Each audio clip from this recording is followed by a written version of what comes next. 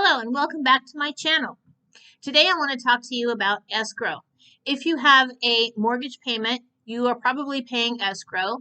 And if you are searching to purchase a home and you've never bought a home before, maybe you've heard the term escrow, but you're not quite sure what escrow means. So I'm here to, first of all, in quick easy to understand language, I am here to explain to you what escrow is and how you can make that work for you to help purchase off your house faster. First of all, I want to let you know I am not a realtor, I'm not a broker, and I'm not a banker. I am not professional, any of those things.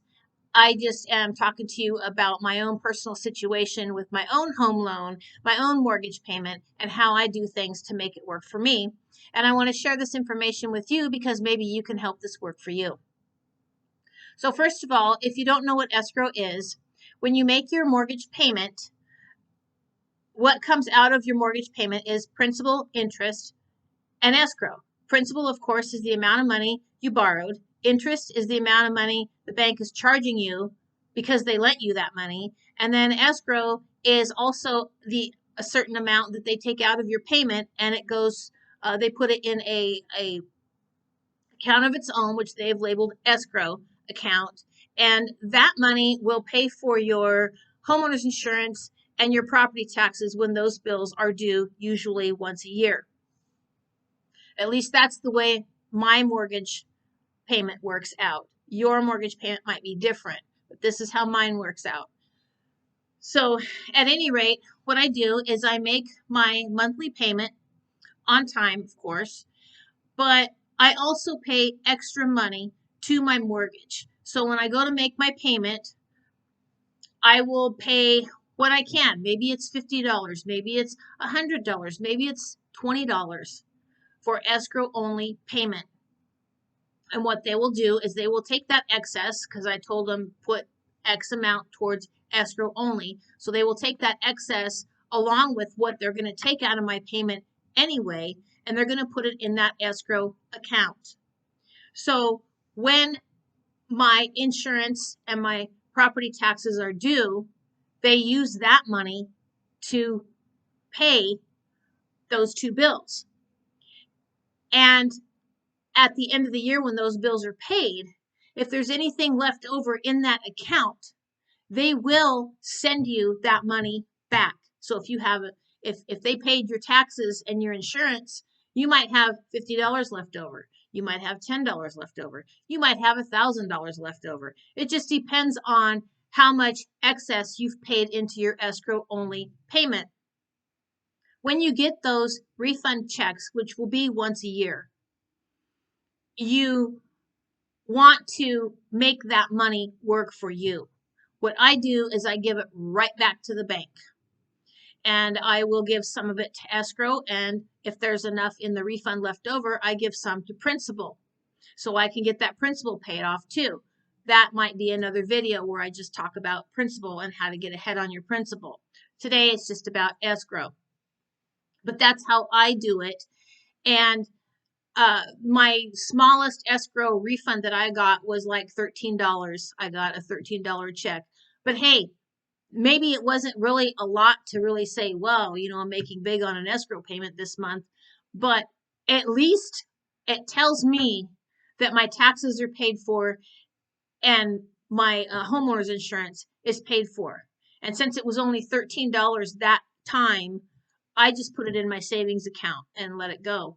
But this last time, it was way, way more than the $13 because I was able to come up with extra money every month for a whole entire year to put into my escrow account along with what they were taking out of my payment. So I was able to get a nice sum back. And what I did is I just, I put that money in my bank.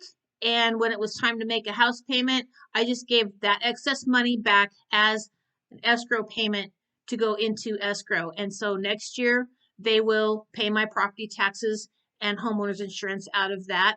And if there's anything left over, again, I will get that money back. And that money goes right back into my house. And sometimes I split it between escrow and principal, depending on the amount of the refund. Now, your principal and interest payment that they take out of your payment, those never change, but your escrow will change.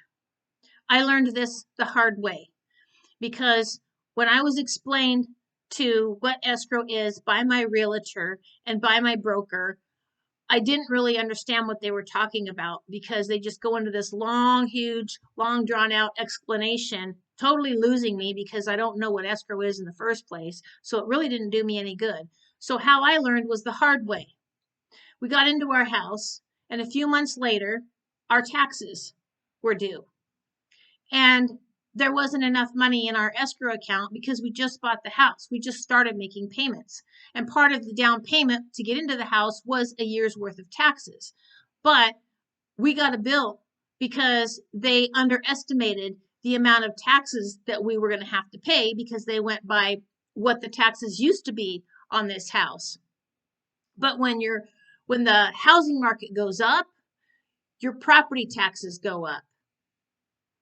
If your home ends up being worth more than what it was when you bought it, then your property taxes go up and your homeowner's insurance goes up. And if those two things go up, then the bank's going to want to charge you more money in escrow to make sure when those two bills become due, that there's going to be enough money in your escrow account to pay for that. So those two things are the only thing that will make your house payment go up. But that next to renting, if you're renting, whether it's an apartment or a house, at least where I live, and from what I'm hearing about people that rent, every year you have to sign another lease.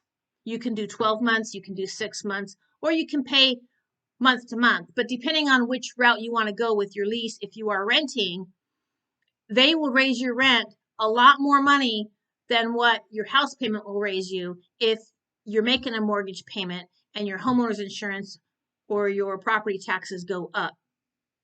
So making that extra escrow only payment every time, or maybe every other month, or whatever you can do, is really going to pay off in the end. You will always have money in your escrow account to pay those bills. And if your property taxes go up and your homeowner's insurance goes up, which if the housing market is going up, then those two things will go up. You will get a notice from your mortgage company letting you know that, hey, your mortgage payment is now going to be this instead of this because your property taxes went up and your homeowner's insurance went up, and they want to make sure there's enough money in your escrow account. But being prepared for that by paying escrow only every month, like I said, it could be $20, it could be $50, whatever you can do. And if you can't do it one month, fine, then maybe you can do it next month. But something is always going to help. Something is always better than nothing. And then when your taxes and property insurance goes up, they will have the money in the account, so you won't get hit with a large bill, because that's what happened to us. It's like, oh, well, we didn't calculate your property taxes right, so you're $600 short on your property taxes, and you've got 30 days to pay us so we can pay them. And lucky we had the money, but I decided to do it this way because what if next time we don't have that money? So anyways, that's what I do, and I hope this tip can help you keep on check with your mortgage and keep in check with your property taxes and homeowners insurance. And if your mortgage gets raised because your property taxes are going up, trust me, it won't be as much as it would be if you were renting a place. So I hope this helps again. And that's all I have to talk about. I just wanted to give you that little tip. So that's all I got. Anyways, I'll talk to you next time. Bye.